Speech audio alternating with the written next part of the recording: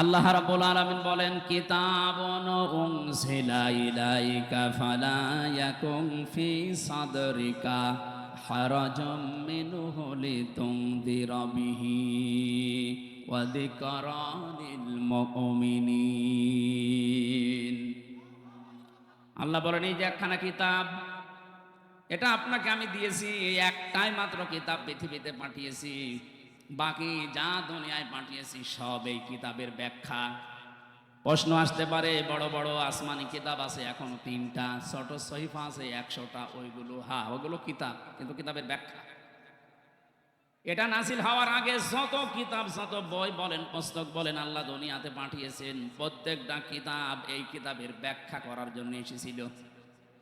সূরা ফাতিহার ভেতরে আল্লাহ যা দিয়েছেন, পুরা তাওরাতের ভেতরে আল্লাহ তাই দিয়েছেন, পুরা ইনজিলের ভেতরে আল্লাহ যা দিয়েছেন, বিসমিল্লাহর ভেতরে আল্লাহ তাই দিয়ে দিয়েছেন। আর সহিফার কথা আমরা জানি 100টা। হযরতে ইব্রাহিম, হযরতে শীশ, এই সমস্ত নবীদেরকে আল্লাহ সহিফা দিয়েছিলেন।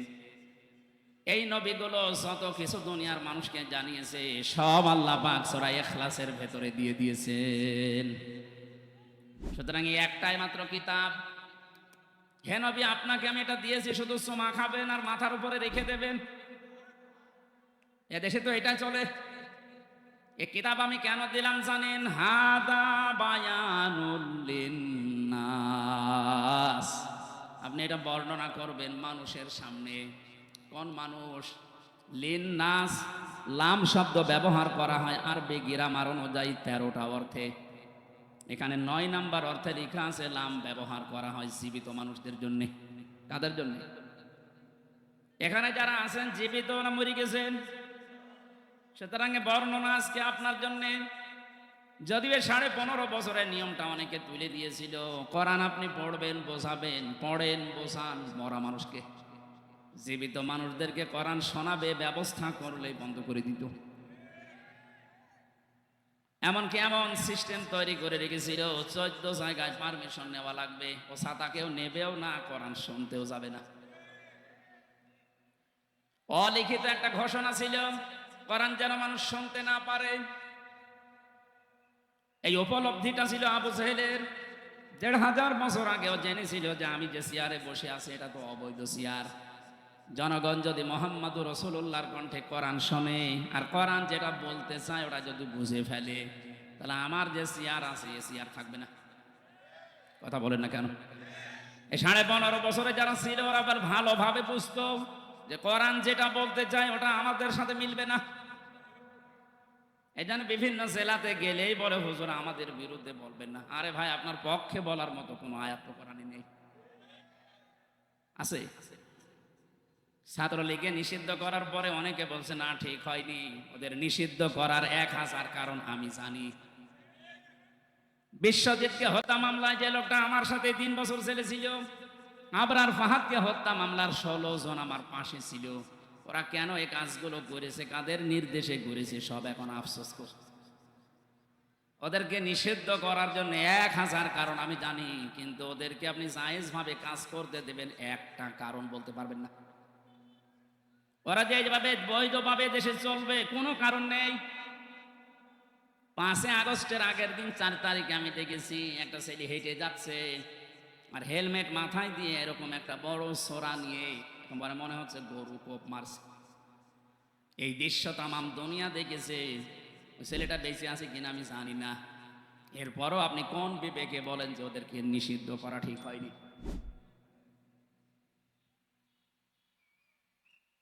2006 সালে আগস্টের অক্টোবরের 28 তারিখে যে দৃশ্য ওরা দেখিয়েছে, তামাম পৃথিবী হতভম্ব হয়ে গেছে। আমি একবার সিরাজগঞ্জ থেকে যাচ্ছিলাম, ড্রাইভারের পেছনে বসে আছি, দেখি একটা কুকুর পড়ে আছে রাস্তার মাঝে। ড্রাইভার সাহেব কুকুরের উপর দিয়ে না দিয়ে বাম দিয়ে চালিয়ে দিল।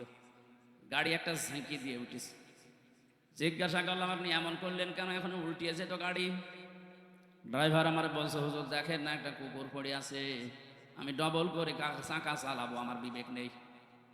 আমি বললাম, তো মরা কুকুর, ওরে মারলেই কি আর না মারলেই কি? ড্রাইভার আমার দিকে ঘুরে বলছে, হুজুর আপনি কি আসলে হুজুর? হ্যাঁ, আপনি কেমন হুজুর? আপনি দেখেন যে একটা মরা কুকুর পড়িয়েছে, যদিও নিকৃষ্ট। এ পৃথিবীতে জানি আমরা দুইটা জীব একেবারে নিকৃষ্ট, একটা কুকুর আর একটা শুকুর। তারপরও আপনার বিবেক বাধা দিচ্ছে যে মরা জিনিস ডবল করে মারা যায় না। অথচ গত বছরে, ওই সময় ছিল 7 সাল, গত বছরে 6 সালের অক্টোবরের 28 তারিখে তাম বাংলাদেশ থেকে একজনের নির্দেশ মতো লগি বৈঠা নিয়ে সৃষ্টির সেরা মানুষকে পিটিয়ে মারার পরে ড্যান্স দিয়েছে। এদেরকে আপনি মানুষ বলেন কোন কায়দায়? আমরা চাই শুধু ছাত্রলীগ না, এদেশে যারা এই জালেমদের দোষর প্রত্যেককে নিষিদ্ধ করা হোক। যারা মানুষের ভেতরে পড়ে না, ওদের কিসের রাজনীতি? আরে মানুষ তো রাজনীতি করবেই মানুষের জন্য। সে যদি মানুষ পিটিয়েই মেরে ফেলে, ওর রাজনীতি করার দরকার কি? আপনি অন্য নীতি করেন। বগুড়াবাসী, আমি যেটা বলতে চাই, লিন্নাস আল্লাহ দিয়েছেন, লাম ব্যবহার করা হয় জীবিত মানুষদের কারণে। সুতরাং কোরআন শোনানো লাগবে, কোরআন বোঝানো লাগবে জীবিত মানুষকে, না মরা মানুষকে। আমরা এই সিস্টেম পাল্টাতে চাই। মানুষ মারা গেলে দেখা যায় উনি ডাক দিয়েছে 10 জন হাফেজ মনে কোরআন শরীফ পড়েন, ও মরিয়ে গেছে, পড়ি করবেন কি? ওর জীবনটা যদি কোরআন কেন্দ্রিক চলে, তাহলে মরিয়ে গেলে পড়া লাগবে না, কোরআন তাকে সুপারিশ করবে। আর জীবন যদি চলে উল্টা পাল্টা, এই যে দরবেশের মতো 36,000 কোটি টাকা মারিংকাটি করিস, ওর সামনেও মরে গেলে কোরআন পড়লে ওর আযাব আরো বাড়বে। যখনই আপনি সুদের আয়াত, ঘোষের আয়াত, মানুষের টাকা আত্মসাতের আয়াত আসবে, হাফেজ সাহেব তো পুড়িয়ে যাবে। গজবের ফেরেশতার ওর লাশের চারিদিকে থাকবে, জিজ্ঞাসা করবে, বেটা কি পড়ে কোরআন দিয়ে? এটা তোর জীবনে ছিল? তার মানে ছিল না। ফেরেশতারা বলবে, যাক আমাদের মনে ছিল না। কথা বলে না কেন? পাগলকে যদি বলা হয় নৌকা নাড়াবি না, ও বলে আমার মনে ছিল না। আপনি ফেরেশতাদেরকে তার স্মরণ করিয়ে দিচ্ছেন যে এই লোকটা টাকা পয়সা আত্মসাৎ করেছে, এরা আপনি পিটান। এই জন্য আমরা চাই এদেশে কিয়ামত পর্যন্ত 96% মুসলমানের দেশে কোরআন শরীফ চলবে, এটা গোপনে না, ওপেনে। বলেন, কেউ যদি বাধা দিতে আসেন, তারপর পরিণতি হবে ওই জালেমের মতো। এখানে কিতাব একটাই, মরণের পরে মানুষকে যে আমরা সবাই জানি যে প্রশ্ন করা হয় 3টা না 4টা প্রশ্ন করা হবে। হ্যাঁ, আপনি আমার সাথে বেশি জানেন। এটা আমার মনে হয় ঠিক হয়, এটা নামিয়ে দেন, ঘেমে যাচ্ছে। ফ্যান দিয়েছেন কোথায়? উপরে। বগুড়ার লোকের আছে। বগুড়াবাসী, প্রথম প্রশ্ন করা হবে মার রব্বুকা অমাদিনুকা। বিশ্বনবীকে সামনে এনে বলা হবে মান হাদার রজুল, এই লোকটা কে ছিল? এই 3টার জবাব যদি কেউ সঠিকভাবে বলতে পারে, রব্বি আল্লাহ দীনুন আল ইসলাম হাদা নাবিয়ুনা মুহাম্মাদুর রাসূলুল্লাহ সাল্লাল্লাহু আলাইহি ওয়াসাল্লাম, সঙ্গে সঙ্গে ফেরেশতারা বলবে, আল্লাহর বান্দা এগুলো পেলে কোথায়? ও বগুড়াবাসী, আপনাকে 4র্থ নম্বরের প্রশ্নে জবাব দেওয়া লাগবে আমি কোরআনে পেয়েছি। কারণ ফেরেশতারাই একটা কিতাবই চেনে। আপনি যদি পৃথিবীর কোনো বইয়ের নাম বলেন যে মাইকেল জ্যাকসন একটা বই লিখেছি, এই বইয়ে পেয়েছি, দাঁত মুখ যা আছে আরো খুলে ফেলবে। কারণ ফেরেশতারা মাইকেল জ্যাকসন চেনে। কথা বলে না কেন? 4র্থ প্রশ্ন যেখান থেকে জবাব দেওয়া লাগে তার নাম কোরআন শরীফ। এইটার সাথে যদি আপনার সম্পর্ক না থাকে, আপনি জবাব দেবেন কি দিয়ে? তাহলে আমার মূল প্রথম পয়েন্ট ছিল কিতাব, একটাই মাত্র কিতাব, উনজিলা ইলাইকা, হে নবী আপনাকে আমি দিলাম। কেন দিয়েছি জানেন? ফালা ইয়াকুন ফি সাদরিকা হারাজুম মিনহু লিতুনযিরা বিহি। এই কোরআন দিয়ে যখন মানুষদেরকে সতর্ক করবেন, আপনার মনের ভেতরে যেন কোনো সংকীর্ণতা কাজ না করে। হারাজনের ব্যাখ্যা আমি 33টা পেয়েছি। হারাজন মানে ভয়, ভীতি, দ্বিধা, দ্বন্দ্ব, সংশয়, সন্দেহ। 33টা অর্থ লেখা আছে তাফসিরে। আপনার মন থেকে এগুলো সব দূর করে কোরআন প্রচার আরম্ভ করবেন। ঘন্টার পরে ঘন্টা কথা বলার দরকার নেই। এ পৃথিবীতে বিশ্ব নবীর মতো এত বড় বক্তা এত বড় মুফাসসির মাত্র 27 মিনিট কথা বলেছিলেন। এই কথাটা নিয়ে কিয়ামত পর্যন্ত মানুষ চিন্তা ভাবনা করছে, এখনো কুল কিনারা পাচ্ছে না। আর আমাদের 2-5 ঘন্টা চলে যায়, আমাদের কথাই শেষ হয় না। কারণ আমাদের কথার ভেতরে তো কোনো মাল নেই। কথা বলে না কেন? নবীজির এক একটা কথা নিয়ে চিন্তা হচ্ছে, গবেষণা চলছে। বিদায় হজের যে 27 মিনিটের ভাষণ, এখনো পর্যন্ত মানুষের কোল কিনারা করতে পারেনি যে কিভাবে নবীজি এত সুন্দর করে সাজালেন। এই জন্য যখন কথা বলা লাগবে কোরআন দিয়ে, তখন নিজের মনে যেন কোনো সংকীর্ণতা, ভয় ভীতি কাজ না করে। আল্লাহ আমাকে ওই পর্যায়ে উঠে কথা বলার তৌফিক দিন, বলেন আমিন। এবার আসেন মাঝখানের শব্দ হারজনের ব্যাখ্যা। 1 নম্বরে হারজনের ব্যাখ্যায় পেয়েছি, যখন আপনি কোরআন দিয়ে কথা বলবেন, সামনে যারা বসে আছে এমন মানুষও পাবেন, ওরা আন্দাজে না বুঝে মন খারাপ করবে। এরকম আমাদের দেশে নেই? এগুলো আরো বেশি ছিল, এখন একটু কমেছে। আন্দাজে না বুঝে আল্লাহর বক্তব্য মন খারাপ করে, রাগ করে চলে যায়। 2 নম্বরের ব্যাখ্যায় পেয়েছি, হে নবী, আবহমান কাল থেকে এমন এমন নিয়ম নীতি মানুষ ইসলাম মনে করে পালন করে, যেগুলো আসলে ইসলাম না, বানানো ইসলাম। আপনি যখন কোরআনে কারিমের ব্যাখ্যা করবেন, বিশ্লেষণ শোনাবেন, কোরআন যেহেতু একটা আলো, কোরআন কি বলেন বলুন, কোরআনের বাইরে যা আছে সব অন্ধকার। আর পৃথিবীতে 3টা প্রাণী আছে, দেখবেন ওরা অন্ধকার ভালোবাসে, আলোতে থাকতে চায় না। একটা পেঁচা, বাদুর আর চামচিকা। নবগোড়ায় নেই, এরা দিনের আলোতে বের হয় না।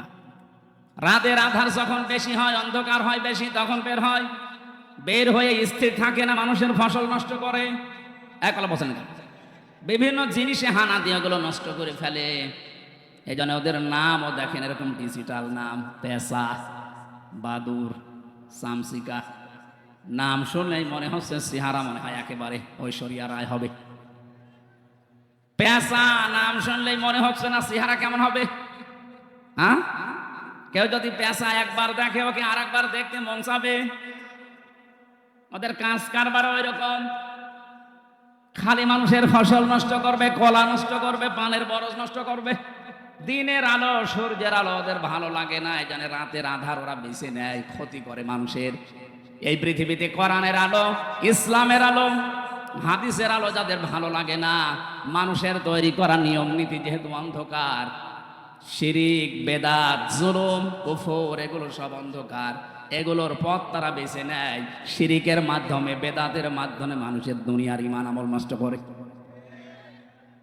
কিয়ামতের ময়দানে পৃথিবীতে যে যে ধরনের অপরাধী, ওই অপরাধের জন্য তার চেহারা, আকৃতি আল্লাহ ওই রকম করে দেবে। ইয়ারাফুল মুজরিমুনা বিসিমাহুম ফায়ুখাযু বিন-নাওয়াসি ওয়াল আকদাম ফাবিআইয়ি আলাই রাব্বিকুমা তুকাযযিবান। বলেন আল্লাহু আকবার।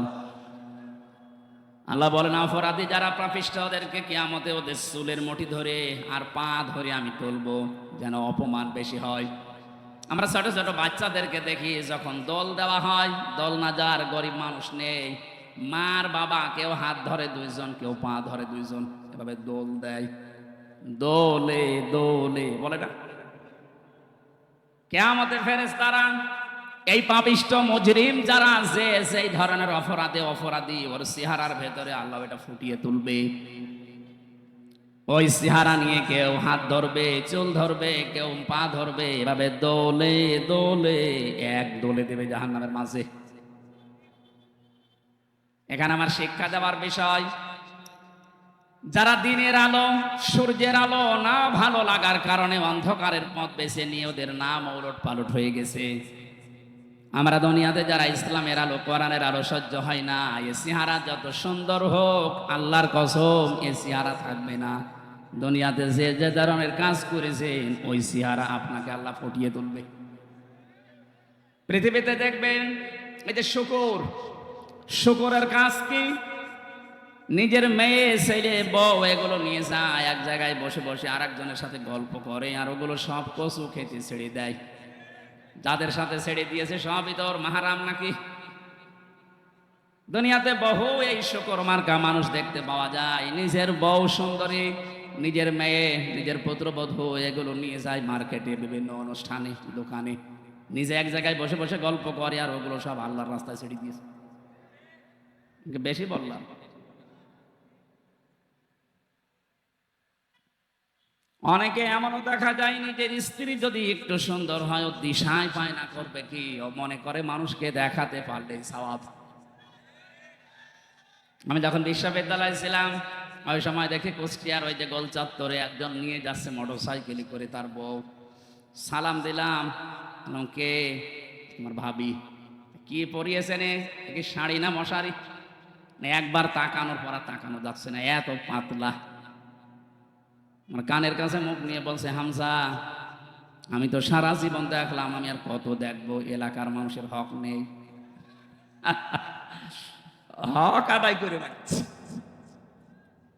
এরকম হক আদায় করা পাবলিক দেশে নেই। যারা নিজের বউ দিয়ে, মেয়ে দিয়ে, পুত্রবধূ দিয়ে হক আদায় করেন, কিয়ামতের দিনে আকৃতি আল্লাহ বানিয়ে দেবে শুকুরের। আমার তো এই আয়াতের ব্যাখ্যা পড়ার পরে মনে হয় বাংলাদেশে বহু মানুষের আকার থাকবে না, শুকুর হয়ে যাবে। কথা বলেন না কেন? কিছু মানুষকে আল্লাহ কুকুরের আকৃতি দিয়ে তুলবে।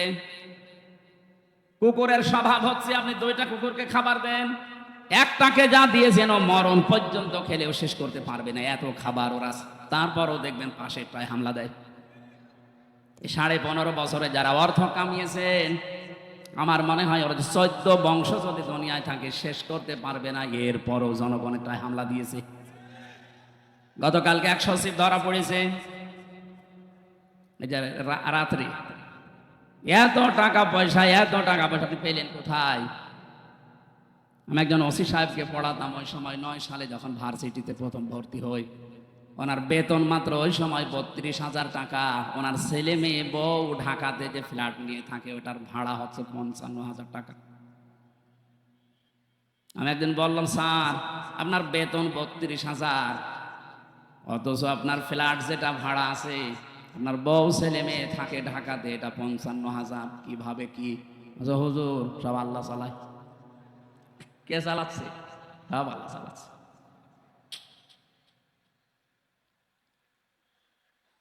যারা অবৈধ ইনকামে বাম হাত ব্যবহার করছেন, আমি আমার ইমান থেকে কথা বলছি, আল্লাহর কসম, আপনার এই বাম হাতের ইনকামে যত কোটি কোটি টাকা পয়সা কামাই করবেন, অর্থ সম্পদ বানাবেন, আপনার এই অবৈধ টাকা আপনার বউ, আপনার ছেলে মেয়েরা 2 পায়ে দাঁড়িয়ে আছে ভোগ করার জন্যে।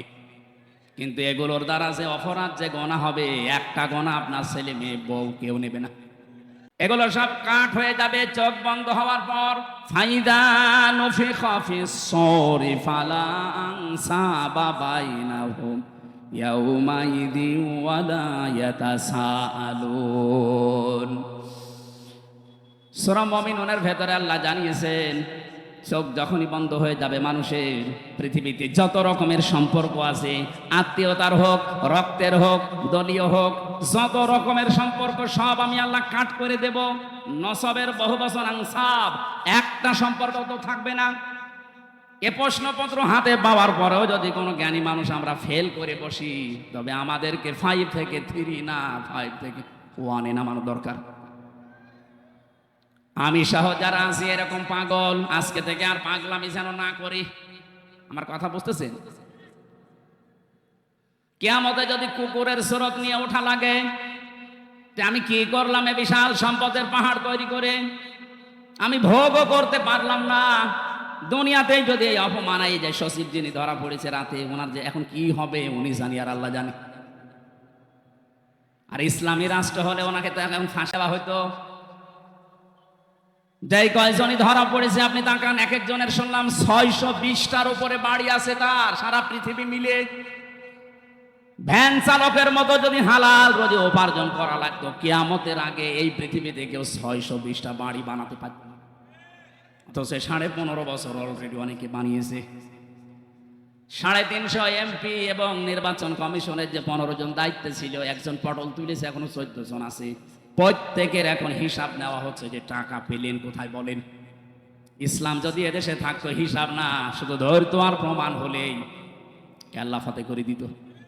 এইটা দেখার পরে কিয়ামত পর্যন্ত এই দেশে আর অবৈধ সম্পদের পাহাড় কেউ গড়তো না। এটা বন্ধ করা দরকার। আর এটার জন্য কোরআনে কারিমের আইন ছাড়া বানানো আইন দিয়ে সম্ভব না। যেহেতু এখনো কোরআনে কারিমের আইন এদেশে আসেনি, আমরা যারা বিবেকবান আছি কিন্তু বিবেকটা কাজে লাগান। কুকুরের মতো স্রোত নিয়ে কিয়ামতে উঠলে কি হবে আপনার? আপনি মনে করেন 2000 বছর হায়াত পেলেন, 2000 বছর পরে তো মরবেন নাকি? কথা বলে না কেন? আপনার যাতে কত বড় বড় মহারথী কবরে চলে গেছে। বিশ্ব নবীকে আজরাইল অফার দিয়েছিল, আপনি যদি থাকতে চান যতদিন ইচ্ছা থাকতে পারবেন। নবীজি বলেছেন তারপরে কি? বলে হ্যাঁ, তারপরে মরা লাগবে। নবীজি বললেন দেখো, মরা যদি লাগবে তখন আর আমার রেখে যাওয়া দরকার নেই, আমার নিয়ে চলো। তারে তো অফার দেওয়ার পরেও তিনি গ্রহণ করেননি, আর আপনার অফার নেই। সর্বোচ্চ এদেশের এখন গড় আয়ু হচ্ছে 65-67 বছর। আপনি এরপরে যদি বেঁচে থাকেন মনে করবেন আপনি বোনাস পেয়েছেন, আমাদের হায়াত ধার করে বেঁচে আছেন। কথা বলেন কেন? যিনি পালিয়ে গেছে বারবার ওখান থেকে, যে মোবাইলে কল রেকর্ড করে এডিটিং করে ফাঁস করছে, বলছে আমি আসতেছি, লিস্ট করে রাখো। আপনি আবার কবে আসবেন? আপনার যা বয়স, এ বয়সে তো এমনি আমাদের হায়াত নিয়ে আপনি বেশি আছেন। কথা বলেন না কেন? 65 থেকে 67 যদি গড় আয়ু হয়, তাহলে ওনার বয়স এখন, কথা বলেন না, উনি আমাদের হায়াত নিয়ে বেশি আছে, তারপরও বলছে আমি আসতেছি। আমরা এই মুহূর্ত থেকে শুধু মাহফিল শুনতে আসা না, আমরা এই মুহূর্তে সিদ্ধান্ত নেওয়া লাগবে কিয়ামতে যেন আমার আকৃতিটা অন্তত হামজার আকৃতি থাকে, কুকুর হয়ে না যায়। কিছু মানুষের আকার হবে সাপের মতো। তাফসিরে ফি জিলালিল কোরআন মুফাসসির লিখেছেন, সূরা রহমানের এই তাফসিরে 10 প্রকার আকৃতির কথা ওখানে আছে। সাপের কাজ কি? একটা মানুষকে সবল দেয়, লোকটা মারা যায়, সাপের কোনো লাভ হয়? বলেন না কেন? এই 15.5 বছর আপনি তাকান, অধিকাংশ মানুষের চেহারা সুরত কিয়ামতে সাপের মতো হবে। কারণ এরা সকাল থেকে ওঠার পরে বিকাল পর্যন্ত শুধু ধান্দায় থাকতো, কার ক্ষতি করব, কাকে বিপদে ফেলবো, কাকে মিথ্যা মামলা দিয়ে ধরিয়ে দেব। লোকটার মাঝখানে ক্ষতি হয়ে যেত, এর কোনো লাভ হতো না। আর এর লাভ হয়তো একটু পদ পেত। কারণ এই দেশে যত নিরীহ মানুষকে আপনি বিপদে ফেলতে পারবেন, এই জালেমদের নীতি ছিল তাকে উপরে তুলে দেওয়া। কি হয়েছে এখন আপনার? এই জন্য আহ্বান জানাচ্ছি, শুধু দুনিয়া না, আর একটা জগৎ যেহেতু সামনে আছে, আমাদের আকার আকৃতি যেন সাপের মতো, কুকুরের মতো, শুকুরের মতো, পেশাবাদুর সামসিকার মতো হয়ে না যায়। আমাদের এই আকার আকৃতি যেন কিয়ামতে আল্লাহ মানুষের মতো রাখে। বলেন আমিন। আবহমান কাল থেকে এমন এমন নিয়ম নীতি চালু করা আছে ইসলামের নামে, হে নবী যখন কোরআনের তাফসীর করবেন, ব্যাখ্যা করবেন, ওইগুলো টিকবে না। কারণ কোরআন মানে আলো, আলো আসলে অন্ধকার দূর হবে। আলো জ্বালালে অন্ধকার দূর। অন্ধকার যখন দূর হয়ে যাবে, ওরা চিন্তা করবে একই এতদিন আমি এই জুলুমের ব্যবসা, শিরকের ব্যবসা, বেদাতের ব্যবসা করে খাচ্ছিলাম, এ দেখি সব উল্টিয়ে গেল। ওই মানুষগুলো তখন আপনার উপরে রেগে ফেলবে, এমনকি আপনাকে তেড়িয়ে আসবে মারার জন্য। এটা সূরা হজের ভেতরে আছে। ওয়াইদা তুতলা আলাইহিম আয়াতুনা বায়্যিনাতিন তা'রিফু ফি ওয়ুজুহিল্লাযিনা কাফারুল মুনকার। আল্লাহ পাক বলেন, যখন আমার আয়াতগুলো তেলাওয়াত করে বিশ্লেষণ করবেন, বায়্যিনাত মানে দলিল আর প্রমাণ দিয়ে দিয়ে বলবেন, হে নবী দেখবেন কিছু মানুষ আছে ওরা রাগে ফুলবে এবং আপনার দিকে তেড়ে আসবে। এজন্য কোরআনে হারাজনের ব্যাখ্যায় 2টা পড়েছি, না বুঝে রাগ করা এবং কিছু মানুষের ব্যবসা বাণিজ্য বানানো, সেগুলো বন্ধ হয়ে যেতে পারে, তখন তারা মন খারাপ করবে, রাগ করবে। এই ধরনের মানুষ সারা পৃথিবীতে আছে, বগুড়ায়ও আছে। কথা বলে না কেন? আমরা কারো দিকে না তাকিয়ে কে খুশি হবে বেজার হবে না, আমার আল্লাহর দিকে তাকিয়ে আমরা আরম্ভ করছি। সূরা মায়দা 35 নাম্বার একটা মাত্র আয়াত পড়েছি। জবান খুলে কোরআনের সোনালী আয়াত পড়েন, আউযু বিল্লাহি মিনাশ শাইতানির রাজিম, বিসমিল্লাহির রহমানির রহিম। ইয়া আইয়ুহাল্লাযীনা আমানুত্তাকুল্লাহ ওয়াবতাগু ইলাইহিল ওয়াসিলা ওয়াজাহিদু ফি সাবিলিহি লাআল্লাকুম তুফলিহুন। সাদাকাল্লাহুল আযীম। কোন সূরা বললাম যেন? মায়েদা। বলে না কেন? এটা একটা ক্লাস চলছে, ছাত্রের মতো 1 2 ছেলেরা যেভাবে জবাব দেয় ওইভাবে জবাব দেয়। কোন সূরা? মায়েদা মানে দস্তরখানা। মায়েদা মানে কি? খাবারের প্লেট। তামাম পৃথিবীটাকে আল্লাহ একটা খাবারের প্লেট বানিয়ে দিয়েছেন। এই জন্য রিজিক নিয়ে, খাবার নিয়ে আপনার চিন্তা করার দরকার নেই। আপনার চিন্তা করা দরকার আপনার জীবন নিয়ে। আপনাকে দুনিয়াতে পাঠানোর 50,000 বছর আগে আল্লাহ পাক রিজিকের ব্যবস্থায় দুনিয়ায় ছড়িয়ে রেখেছেন। আপনার রিজিক যেভাবেই হোক আসবে, কিন্তু এই রিজিকটা পাওয়ার জন্য কেউ যদি বাম হাতের ইনকাম করে, আমার আল্লাহর আরশ পর্যন্ত তার উপরে কেঁপে যায়। আজ বাংলাদেশকে অস্থিতিশীল করার জন্য অনেক মানুষ, ব্যবসায়িক যারা আছেন, সিন্ডিকেট করে বিভিন্ন জিনিসের দাম বাড়িয়ে দিচ্ছেন। এক কথা বলছেন না? আপনার কত টাকা লাগবে? বিশাল তিমি মাছে টন টন খাবার লাগে প্রতিদিন। আল্লাহ তার রাজ্জাক নামের কারণে যদি এই তিমি মাছকে খাওয়াতে পারে নদীর ভেতরে, সাগরের ভেতরে, মহাসমুদ্রে, আপনি মানুষ হামজা কয়েক ছটাক মাত্র খাবার লাগে। এ খাবার আল্লাহ তার রাজ্জাক নামের কারণে দিতে পারে না। আপনি কোন কারণে বাম হাতের ইনকাম করেন বলেন তো? কি কারণে সিন্ডিকেট করছেন এই ব্যবসায়ীরা? হাদিস পড়েছি, যারা মানুষকে কষ্ট দেওয়ার জন্য ব্যবসায়ী যারা, ওয়াইলুল লিল মুতাফফিফিন আল্লাযীনা ইযা তালু আলান নাসি ইস্তাওফুন। এই পৃথিবীর ময়দানে যারা খাদ্যে ভেজাল দেয়, ওজনে কম বেশি করে, আর সিন্ডিকেট করে করে মানুষকে কষ্ট দেওয়ার জন্য খাবারকে সংকট তৈরি করে, এগুলো আল্লাহর ভাষায় জালেম। এটা রেকর্ড হচ্ছে, সারা বাংলাদেশে যাবে। সবাইকে জানাচ্ছি, আজকে থেকে আপনি ফিরে আসবেন। এই সিন্ডিকেট যারা করছেন তারা জালেম। তারা কি? জালেমের বিরুদ্ধে আল্লাহ বলেন আমি নিজে মামলা দেব। সুতরাং সিন্ডিকেটের মাধ্যমে যারা জালেম হয়ে যাচ্ছেন, আর টাকা পয়সা আপনার কিছু আসবে, কিন্তু আপনি জালেমের খাতায় নাম লিখান, কিয়ামতের দিন আল্লাহ নিজে আপনার বিরুদ্ধে মামলা দায়ের করবে। তখন আপনার এই সম্পদ, আপনার এই ছেলে মেয়ে, এই বউ, দলের লোক সব দিয়েও পার পাবেন না। সূরা আলে ইমরান এটা আছে। কিয়ামতে কাফেরেরা তামাম পৃথিবীর সব দেওয়ার জন্য আল্লাহকে বলবে, এগুলো সব দিয়ে দিলাম, আল্লাহ তুমি আমাকে অন্তত বাঁচাও। আল্লাহ পাক বলেন কখনোই না। এটা সূরা মারিজের ভেতরে আছে।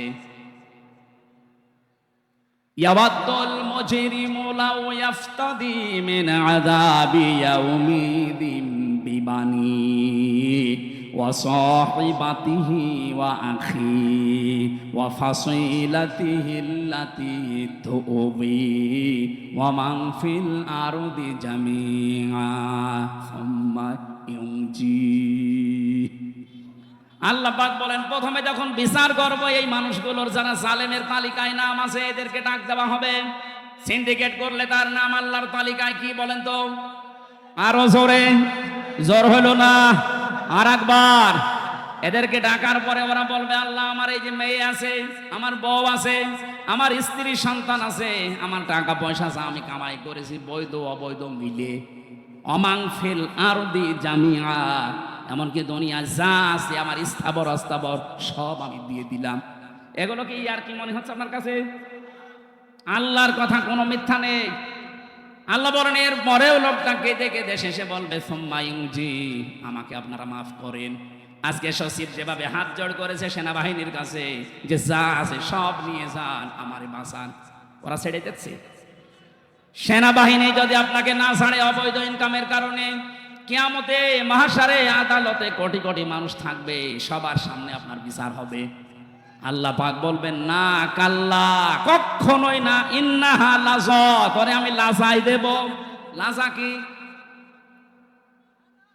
না, কাল্লা ইন্নাহা লাযা, করে আমি লাজাই দেব। কোরআনে কারিমের সূরা মারিজের আয়াতের ভেতরে আল্লাহ বর্ণনা দিয়েছেন লাজায় দেওয়া হবে তোরে নাযাআতাল লিশাওয়া তাদউ মান আদবারা ওয়া তাওয়াল্লা ওয়া জামাআ ফাআওয়া। লাজার প্রথম পরিচয় আল্লাহ বলেন এমন একটা জাহান্নামের দরজা দিয়ে তোরে প্রবেশ করাবো, ওই ঘরে ঢুকলেই তোর চামড়া আগে আলাদা হয়ে যাবে।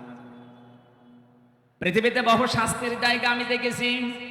আয়না ঘরে আমারে 10 দিন যে অত্যাচার করেছিল ওরা আমার উপরে, আমি নিজে তো সাক্ষী, আমি দেখেছি। উল্টো করে আমারে চলিয়েছে, চোখ বেঁধে পেছনে হাত হ্যান্ডকাপ দিয়ে মাজায় দড়ি দিয়ে 11 ঘন্টা টাঙিয়েছে। খাবার দাবার না, পানি চেয়েছিলাম বলে পানি নেই। বহু প্রশ্ন আমাকে করেছে, যে সমস্ত জিনিস দিয়ে যে নখ তুলে নেয়, এই সমস্ত জিনিসগুলোর সামনে এনেছিল। অত্যাচার জুলুম যতটুকু আমি পেয়েছি, কিন্তু আমার শরীর থেকে কোনো চামড়া খসেনি। কথা বুঝতেছেন? হ্যাঁ, কিছু মানুষের নখ তোলা আছে আমি দেখেছি। ওই মাটির নিচে যে ঘরের ভেতর আরো অত্যাচার করে, ওই মানুষগুলোর কিছু হাড়ও আমাকে দেখিয়েছে যে এইগুলোকে শেষ করে ফেলেছি। শিবিরের কেন্দ্রীয় সাবেক সভাপতি দেলাওয়ার ভাই এবং মাসুদ ভাইকে যারা কুত্তার মতো পিটিয়েছিল, কুকুরকে যেভাবে মানুষ পিটায়, লাঠি দিয়ে গোতা দিয়ে লাঠি দিয়ে যেভাবে মারে, আমারে বলছিল যে এইভাবে আমরা মেরেছিলাম। আল্লাহ এমন শোধ নিয়েছে, এখন তারা গর্তের ভেতর থেকে বের হওয়ার কায়দা নেই। তা আমি এখানে নাযাআতাল লিশাওয়া এর ব্যাখ্যায় কথা বলছিলাম। পৃথিবীতে বহু শাস্তির জায়গা আমি দেখেছি। পৃথিবীর বড় বড় হাজতখানার নাম শুনেছি, কারাগারের। আমেরিকার ওই কারাগার খুব কঠিন, ব্রিটেনের কারাগার খুব কঠিন, রাশিয়ার কারাগার খুব কঠিন, কিন্তু মানুষের চামড়া তুলে ফেলে এমন জায়গা আমি শুনিও নি, পাইও নি। আল্লাহ বলেন এমন একটা ঘর বানিয়েছি, ওখানে ঢুকলে আগে চামড়া খসে যাবে।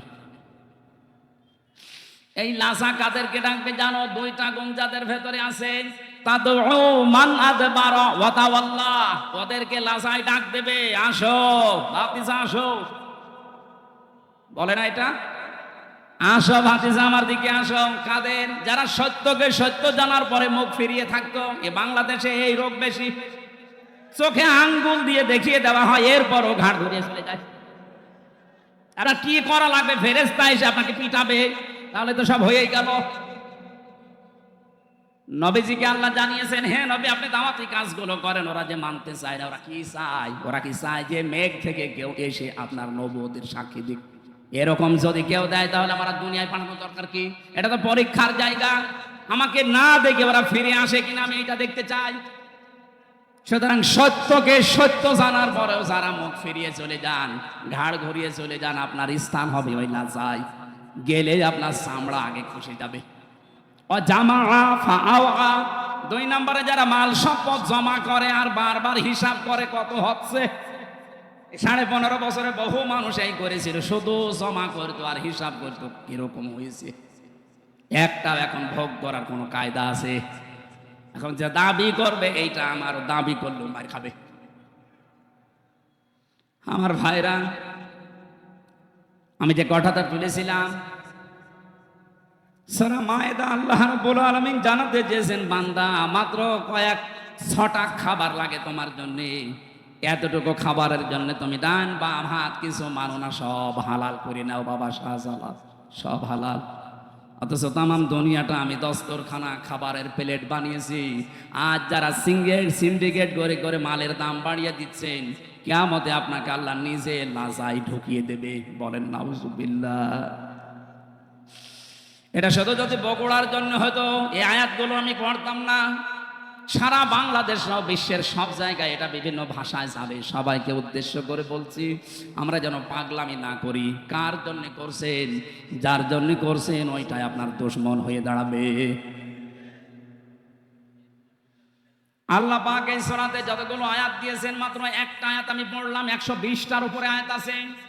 একটা মাত্র আয়াতে দেখেন কত কত কথা আল্লাহ লুকিয়ে রেখেছেন। এই জন্য তাফসির করতে গেলে যদি এক শব্দ নিয়ে কেউ চিন্তা ভাবনা করে, তার জীবন শেষ হয়ে যাবে। কোরআনের ওই শব্দের কথা শেষ হবে না। আল্লাহ এখানে প্রথমে ডাক দিয়েছেন ইমানদারকে, কোনো বেঈমানকে ডাকেননি। আমরা যেহেতু ইমানদার, আল্লাহ আমাদেরকে ডাক দিয়ে বলেন ইত্তাকুল্লাহ, আমাকে ভয় করো। ভয় করা মানে কি? এই যে দুবাই থাকে এই ভাইয়ের মতো বিশাল জুব্বা গায়ে দিয়ে, পাগড়ি একটা মাথায় দিয়ে, হাতে তসবিহ নিয়ে শুধুমাত্র সুবহানাল্লাহ সুবহানাল্লাহ, এইটা ভয়ের ব্যাখ্যা পেয়েছি আমি 9টা। দুনিয়াতে সত্যি যদি কেউ আল্লাহকে ভয় করতে পারে, ভয় মানে খৌফ মানেও ভয়, তাকওয়া মানেও ভয়, ইনজার মানেও ভয়, কিন্তু ওই সমস্ত শব্দ না দিয়ে আল্লাহ তাকওয়া দিলেন কেন? খৌফ মানে সাপ দেখে ভয় করা, ইনজার মানে পুলিশ দেখে ভয় করা, কিন্তু তাকওয়া মানে আল্লাহর এমন ভয়, আল্লাহকে না দেখে ভয় করা শুধু না, তার নিষিদ্ধ কাজগুলো ঘৃণা করে ছেড়ে দেওয়া। তাহলে আজকে থেকে আমরা এই ভয় অর্জন করব, আল্লাহর যত নিষিদ্ধ কাজ আছে শুধু ছেড়ে দেব না, ওটা ঘৃণা করে ছেড়ে দিয়ে চলে আসবো। কথা বলে না কেন? তাহলে এই মাহফিল সাকসেস হবে, আমার জীবনে আমি কিছু পেতে পারি। এখন থেকে যদি আমল শুরু না হয়, সকাল থেকে আপনারা মনে থাকবে না, আজকে থেকে এখন থেকে আরম্ভ করা লাগবে।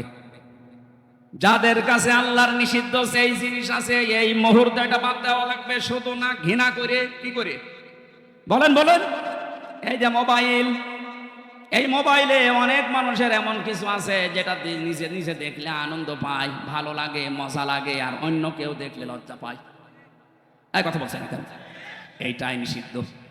সেটা যদি আপনার বান্ধবীর নাম্বার থাকে, ওইটাও নিষিদ্ধ। যারা পরকীয়া প্রেমের নাম্বার রেখেছেন, ওইটাও নিষিদ্ধ। নিষিদ্ধ যে জিনিস, এটার সংজ্ঞা হচ্ছে যেটা নিজে দেখলে ভালো লাগে, অন্য দেখলে লজ্জা পায়। এই কথা বলছেন না কেন? এরকম যাদের আছে, এই মুহূর্তে এটা ডিলিট করা লাগবে, তাও ঘৃণা করে। কারা কারা ডিলিট করবেন হাত তোলেন তো। কি আছে দেখি, মোবাইল দেখি, মোবাইল দেন। মোবাইল নেই মানে ক্যামেরা না। এই যারা হাত তুললেন, সত্যি আপনার মোবাইলে কি আছে এমন বলেন তো, যেটা নিজে দেখলে আনন্দ পান, অন্য দেখলে আপনার লজ্জা লাগে? বলেন। যা আছে এখন বসে বসে চুরি করে ডিলিট করে দিন। যাদের বিভিন্ন বান্ধবীর নাম্বার আছে, পরকীয়া প্রেম করেন, এই নাম্বারও এখন ডিলিট করে দেন, ব্লক করে দেন, জীবনে ওসান আর কল দিতে না পারে। যা করেন। মুরব্বী মানুষ হাত তোলে, নাউজুবিল্লাহ। যুবক মানুষ একটা লাইন মাইন করলে মানা যায়, মুরব্বী মানুষ কি লাইন করে না। আমি একটা উদাহরণ দিলাম মাত্র।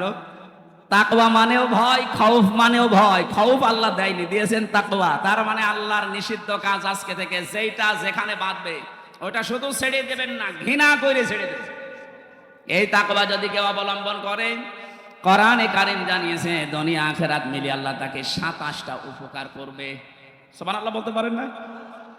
দুনিয়ার 1 নাম্বার উপকারও যদি বিপদে পড়ে দুনিয়ায়, এই তাকওয়ার কারণে নিষিদ্ধ জিনিস যেহেতু আল্লাহর কাছে স্যালেন্ডার করে ছেড়ে দিয়েছে ঘৃণা করে, দুনিয়ার বিপদে পড়লে আল্লাহ পাক নিজে তাকে সাহায্য করবেন। মানে এমন জায়গায় তাকে পৌঁছাবেন, তার কল্পনাও ছিল না যে ওই জায়গায় যাওয়া যায়। এই আয়াতের তাফসিরে একটা ঘটনা আমি পড়েছি, তাবারির ভেতরে আছে। শেষ করে দেব নাকি? 1 ঘন্টা হয়ে গেছে, আমার মনে হয় 1 ঘন্টা কথা বলার নিয়ম। একটা ক্লাস চলছে না, ক্লাস তো 45 মিনিট হয়। এতক্ষণ বসে থাকবেন আপনারা? সুবহানাল্লাহ আলহামদুলিল্লাহ। পানি দিলে ভালো হয়। সুবহানাল্লাহ আলহামদুলিল্লাহ লা ইলাহা ইল্লাল্লাহ। ঠিক আছে।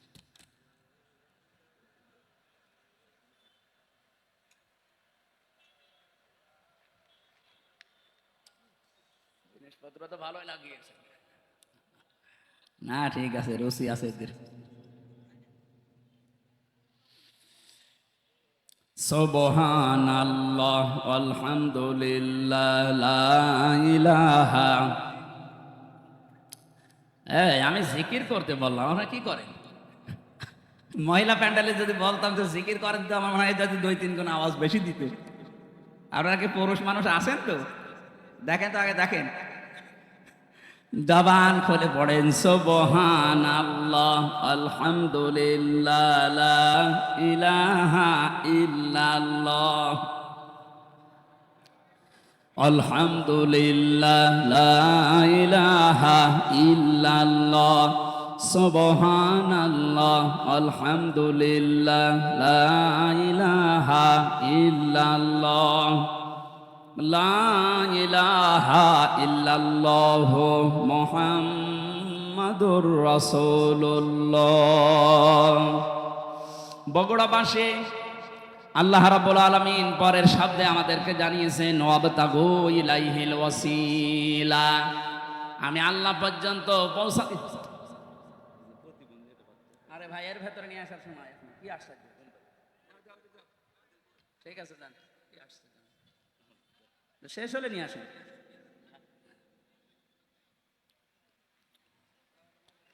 কেবল বাদাল মাদাল দিয়ে শুরু করলাম, এক বেদের মেয়েছে একবারে বাদাল ভেঙে দিয়েছে। আমি শেষ করে দিই নাকি?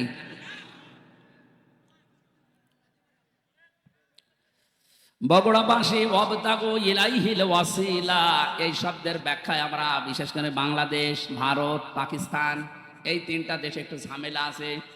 আমরা অনেকেই শুনি, অনেকেই মনে করি ওয়াসিলা মানে কোনো পীর সাহেবকে ধরার মাধ্যমে আল্লাহ পর্যন্ত পৌঁছাতে হবে না। কোরআনে কারিমের তাফসীরের ভেতরে ওয়াসিলা শব্দের আমি দুইটা অর্থ পেয়েছি। এক নম্বরে ওয়াসিলা মানে নেক কাজ, দুই নম্বরে ওয়াসিলা মানে নবীর সম্মান। আপনি আল্লাহর কাছে পর্যন্ত যদি পৌঁছাতে চান জীবনের নেক কাজ দিয়ে যাওয়া লাগবে, অথবা নবীর সম্মান মুহাম্মদুর রাসূলুল্লাহর সম্মানকে দুনিয়ায় দেখিয়ে তারপরে যাওয়া লাগবে। তার সম্মান আজ ভুলণ্ঠিত হচ্ছে, তার আদর্শ আজ আমাদের কাছে নেই। এই আদর্শ গ্রহণ করে তাকে সম্মান দেওয়ার মাধ্যমে আপনি আল্লাহর কাছে একটা পজিশন তৈরি করতে পারবেন। তাছাড়া আমার বাবা ছাড়া আল্লাহর কাছে যাওয়া যাবে না, এটা বানানো কথা, ওদের দরবারের কথা ওইটা। ওয়াবতাগু ইলাইহিল ওয়াসিলা, আমি আল্লাহর কাছে তোমার পজিশন আছে কিনা, কোনো চেয়ার আছে কিনা, তোমার মান মর্যাদা আছে কিনা একটু খেয়াল করো। আজকে বগুড়া জেলার যারা দায়িত্বে আছে, ওনারা বিএনপিতে আছে, তারেক জিয়া সাহেবের কাছে ওনাদের একটা পজিশন আছে, এই জন্য চেয়ারটা ওনাদের দিয়েছে। আল্লাহ রাব্বুল আলামিনের কাছে যদি আপনার কোনো পজিশন তৈরি করতে হয়, অবশ্যই জীবনে আপনার নেক কাজ মাস্ট বি লাগবেই, এবং নবীর সম্মান রক্ষা করার জন্য তার আদর্শ গ্রহণ করা লাগবে। এই দুইটার মাধ্যমে আল্লাহর কাছে আপনার একটা দাম তৈরি হবে, একটা চেয়ার তৈরি হবে, যেখানে কথা বললে আল্লাহ রাখবেন। আল্লাহ এরপরে বলেন এই পজিশন তৈরি করার জন্য যত রকমের রাস্তা আমি তৈরি করে রেখেছি, তার উত্তম রাস্তা হচ্ছে ওয়াজাহিদু ফি সাবিলি, আমি আল্লাহর রাস্তা এই দুনিয়াতে জিহাদ করা। এই শব্দটা শুনলে অনেকের রাগ হয়, অথচ জিহাদ আর এই যে জঙ্গি জঙ্গি করে যারা চালাচ্ছেন এই জিনিস এক না। অন্যায় যেখানে, প্রতিবাদ সেখানে, এর নাম জিহাদ। এইটা যে আগস্টের 5 তারিখ পর্যন্ত হয়েছিল, এই জন্য দেশটা স্বাধীন হয়েছে। এটা যদি জারি থাকে তাহলে অন্যায় করে এদেশে কেউ টিকে থাকতে পারবে না, সে যেই হোক। এই জন্য আল্লাহর কাছে যেতে হলে এই জিহাদ অব্যাহত রাখা লাগবে। যে যেখানে আছেন ওই জায়গা থেকে আপনার প্রতিবাদ হবে, সে যেতে যতটুকুই হোক। লাআল্লাকুম তুফলিহুন, আশা করা যায় আমাদের আল্লাহ যেখানে পৌঁছানোর কথা ওই জায়গায় পৌঁছিয়ে দেবে। সফলতার যে স্বর্ণ শিখর আমাদের জন্য আল্লাহর বানানো একটা বাড়ি আছে জান্নাত, ওই জায়গা আমাদের বাবার বাড়ি। কার বাড়ি? হযরত আদম আলাইহিস সালাম আমাদের বাবা না? ওনার বাড়ি ওইটা। ওনাকে ওখান থেকে আল্লাহ নামিয়ে দিয়েছেন, পৃথিবীতে পাঠানোর পরে উনি জানিয়েছেন ফামান তাবিয়া হুদায়া, আমার পক্ষ থেকে তোমাদের কাছে হেদায়েত যাবে। সর্বশেষ হেদায়েতের নামই কোরআন। ফামান তাবিয়া হুদায়া ফালা খাউফুন আলাইহিম ওয়ালা হুম ইয়াহজানুন। যদি এটা অনুসরণ করে আবার থাকতে পারো দুনিয়ায়, যেখান থেকে নামিয়ে দিলাম এই বাবার বাড়ি বানানো জান্নাত, আবার ওখানে তোমাদেরকে ফিরিয়ে নেব। আমরা ওই জায়গায় যেতে চাই না, চাই না? আল কাজ্জিসু মান দানা নাফসাহু ওয়া আমিলা লিমা বাদাল মাউতি ওয়াল আজিজু মান আতবা নাফসাহু হাওয়াহা ওয়া তামান্না আলাল্লাহ। হযরতে আনাস থেকে বর্ণিত, বিশ্বনবী জানিয়েছেন ওই লোকটা আল্লাহর দৃষ্টিতে বুদ্ধিমান, যে লোকটা আখিরাতের জন্য পুঁজি তৈরি করে আর আল্লাহর উপরে ভরসা করে। ওই লোকটা বড় নির্বোধ, পাগল, যে আখিরাতের কোনো কাজ কারবার তার নেই, আন্দাজে ভরসা করে আছে কালেমা যখন পড়েছি জান্নাতে একদিন যাবই। এই লোকটা পাগল এবং নির্বোধ। এই জন্য আমরা এরকম পাগলামি যেন না করি। আসল হার জিতের খোলা হবে আমার চোখ বন্ধ হওয়ার পরে। ফামান যুহজিহা আনিন নার ওয়া উদখিলাল জান্নাতা ফাকাদ ফাজ। সূরা আলে ইমরান 185 নম্বর আয়াতের মাঝের অংশে আছে। আল্লাহ বলেন মানুষের ভেতরে জীবন সফল হয়েছে তার, যে আস্তে আস্তে করে জাহান্নামের কাজগুলো ছেড়ে দেয় আর জান্নাতের কাজের দিকে পা বাড়ায়। এই লোকটার জীবন সফল, আমি আল্লাহ তাকে মাফ করে জান্নাত এই ঘোষণা দিয়েছি। আল্লাহ রাব্বুল আলামিন আমাদেরকে জাহান্নামের যত কাজ আছে আস্তে আস্তে ছেড়ে দিয়ে জান্নাতের কাজগুলোর দিকে ধাবিত হওয়ার তৌফিক দিন, আমিন। বারাকাল্লাহু লানা ওয়া লাকুম ফিল কোরআনিল আযীম। আল্লাহুম্মা আমিন। লা ইলাহা ইল্লা আনতা সুবহানাক ইন্নী কুনতু মিনাজ জালিমিন। রব্বানা যালামনা আনফুসানা ওয়া ইল্লাম তাগফির লানা